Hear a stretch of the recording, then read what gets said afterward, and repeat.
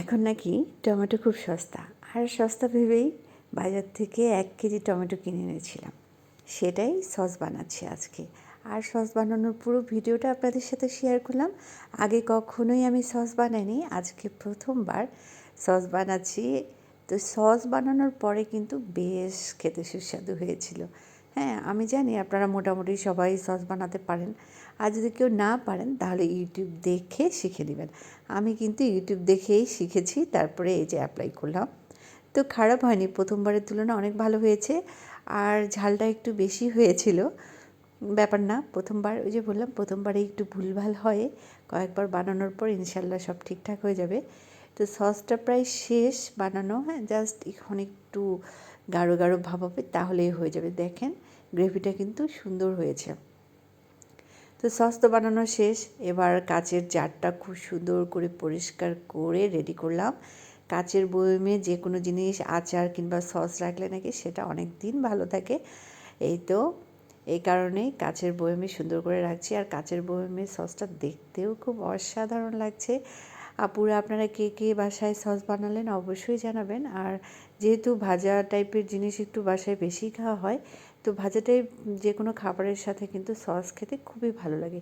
পাকোড়া, সিঙ্গারা, পুরি, যে কোনো খাবার। আমার বেবির তো অনেক পছন্দ, আমারও খুব ভালো লাগে সস খেতে। যার কারণে বিশেষ করে আবার সসটা বানানো শিখলাম, যে দেখি পারি কি না। আর এটা কতদিন থাকবে জানি না, তবে আমি এটাকে নর্মাল ফ্রিজেই রাখবো, তাহলে হয়তো বা বেশ কিছুদিন খাওয়া যাবে। আর আমরা যেভাবে খাই, তো মনে হয় না বেশি দিন যাবে। তো আর কি, এখন সংরক্ষণ করছি এভাবে। দেখতে কিন্তু খুব ভালো লাগছে। হ্যাঁ, কাচের বয়মটাতে দেখতে একদম লাল টুকটুকা, একদম মনে হচ্ছে লাল একটা বউ লাল শাড়ি পরে আছে, এরকম মনে হচ্ছে। দেখতে যতটা সুন্দর হয়েছে, খেতেও কিন্তু দারুণ সুস্বাদু হয়েছে।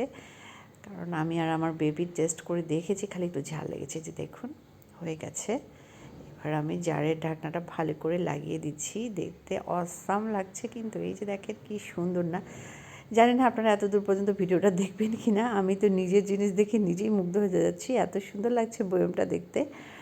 তো এবার কি ডাল রান্না করছি, কারণ 3 মিনিটের একটা লং ভিডিও দিব, এই কারণে আরও কিছু ভিডিও আমি অ্যাড করলাম। আর এটা রান্না করেছি আমাদের উত্তরবঙ্গের জনপ্রিয় একটা শাক, লাফা শাক।